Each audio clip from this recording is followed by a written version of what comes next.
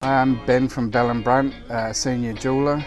We're going to talk today about the advantages of handmade over cast jewellery. At Bell Brunt, when we start making a piece, we start off with an ingot of 18 yellow or 18 white, whichever we're working with, and we go through a process of putting it through the rollers to shape it to the size we want, and then start bending around mandrels to get the ring shape. And the difference with cast jewellery is that the gold runs in as a liquid into a mould that is the shape of the ring, and there's no working of the metal after that.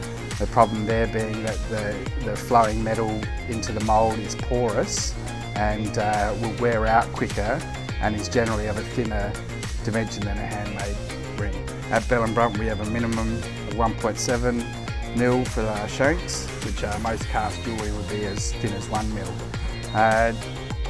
Also the process that we go through, as I talked before, about rolling down and then hammering around the metal, compresses the metal and makes it far more dense. So not only are we starting with a thicker ring blank, but we're also achieving a piece of jewellery that has a denser metal and will last longer.